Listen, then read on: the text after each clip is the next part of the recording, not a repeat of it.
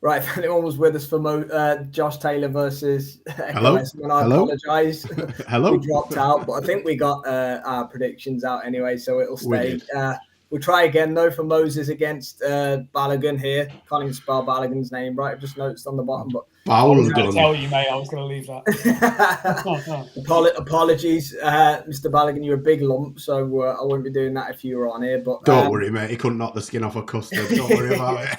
If you saw his fight... Sam said that, not me. If you've seen his fight with Murat Gassiev, then you would... you can.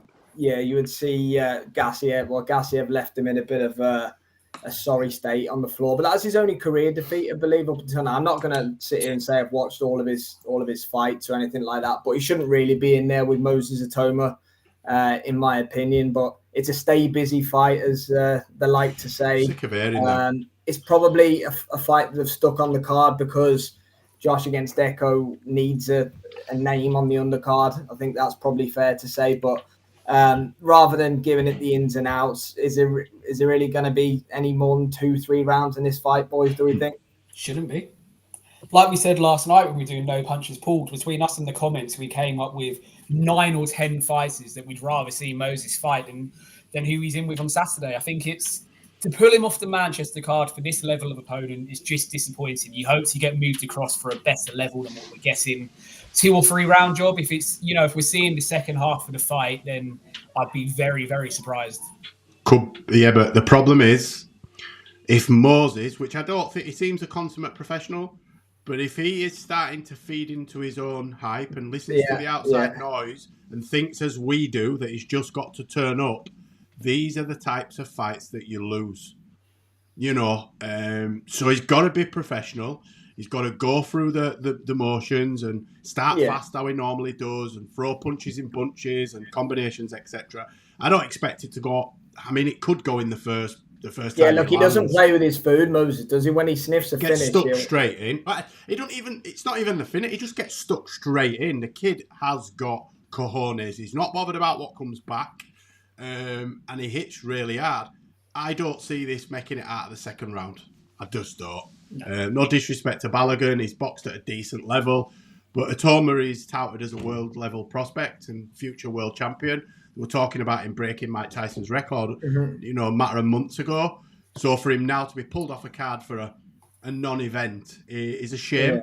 Yeah. You've got 8-9 weeks between, well, probably 8 weeks, I think, between this and Usyk Dubois 2. At Wembley Stadium, a historic card. Do you think there's a chance he could be the co-main event? Get Chisora. The eyes of a nation on him. Chisora, somebody. He should be co-main event. There's no reason. Queensbury show. Or Dillian White, maybe. Well, it's a Riyadh season card, obviously promoted by. There's no reason for Moses Itauma not to get out on that Wembley card and get out against a good level of opposition as well. That's what we want to see. I mean, no other shows that Queensbury have announced at the moment makes sense for him to go on after this one. He's not a co-main eventer either now. He's moving to that thing where he could headline his own card. That's what I mean. If he's not on the Wembley card, it wouldn't at all surprise me to see him get a headline at Wembley Arena or something in the summer. I think he's either going to end up on the big undisputed card or headline his own card. But either way, either of those 2 options need some of the fighters we were talking about last night. A White and a Coley, a Hrgovic, someone of that ilk. I think one said it last night. I can't even think. But the only reason is, aside from all of his convictions and how much of a drug cheat he is, he's tough as nails. I think Big Baby Miller would be and he'd talk him at the presses as well. I think Big Baby Miller would be a good learning fight for Moses. They're on about him for Joshua's return, aren't they? I heard today. That's a tough fight for Joshua. I think he beats Joshua. This Joshua. He could. I hope not, because he's an horrible scumbag, but I think Joshua's a prick as well, so I hope it's a double knockout, Cello Render style. Paul Samuel's Cello Render, prize fight, OGs. But yeah, I guess that probably covers it, rather than talking about Moses' future fights. That Balogun points. Kind of, yeah. Balogun in 3.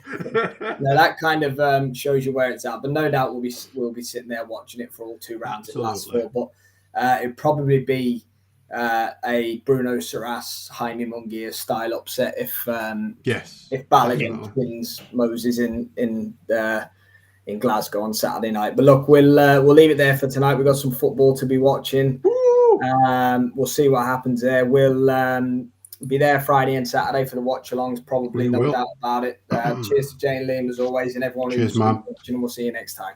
Thank you.